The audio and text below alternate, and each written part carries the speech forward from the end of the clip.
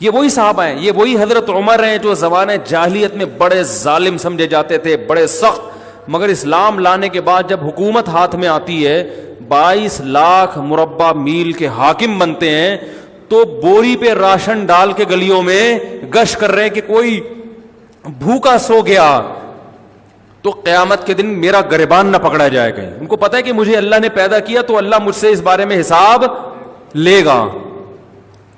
ان کو پتا ہی ہے کہ اللہ پوچھے گا.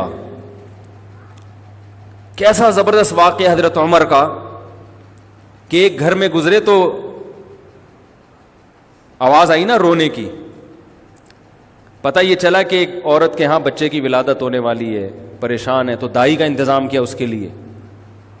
گھر میں قحط پڑا ہوا ہے, بھوک سے بچے رو رہے ہیں.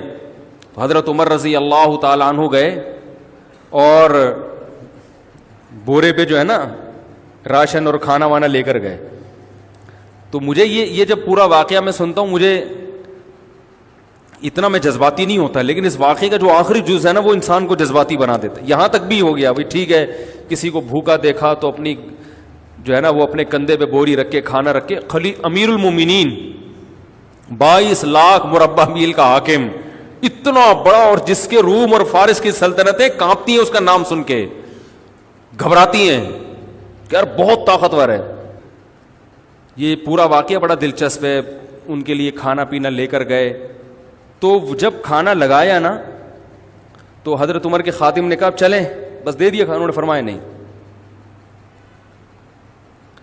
کیسا اللہ نے دل بنایا نا. انہوں نے, حضرت عمر نے فرمایا میں نے ان کو بھوک سے روتے ہوئے دیکھا ہے, اب میں ان کو کھانا کھاتے ہوئے بھی دیکھنا چاہتا ہوں.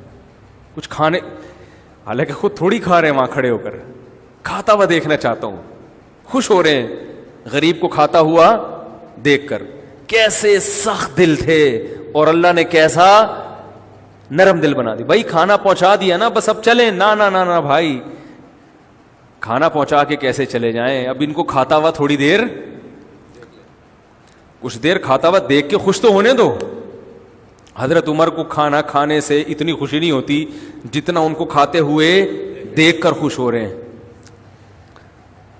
تو یہ کوئی پاور تھی, کوئی کیا نبی صلی اللہ علیہ وسلم نے حضرت عمر کے سر پہ تلوار رکھ کے یہ سکھایا تھا ان کو کہ تم ایسے حکومت کرنا ہے, یا کوئی اس وقت اقوام متحدہ بنی ہوئی تھی کہ جو ممالک اپنی رعایا کا خیال نہیں کر رہے تو اقوام عدالت میں یا بین الاقوامی عدالت میں ان کے خلاف کیس ہو جائے گا, کوئی تھا ایسا؟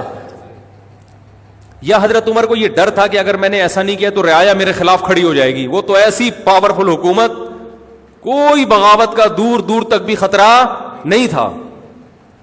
اللہ کا خوف, اللہ کا خوف کہ جس خدا نے مجھے حکومت دی ہے, اَيَحْسَبُ الْإِنسَانُ أَن يُتْرَكَ سُدًى, اللہ نے قرآن میں کہہ دیا ہے کہ تم یہ مت سمجھو کہ بیکار چھوڑ دیے جاؤ گے.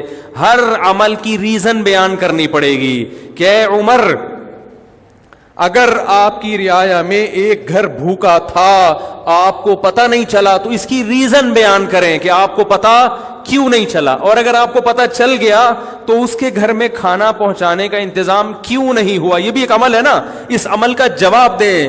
حضرت عمر کے پاس اس کا جواب نہ ہوتا,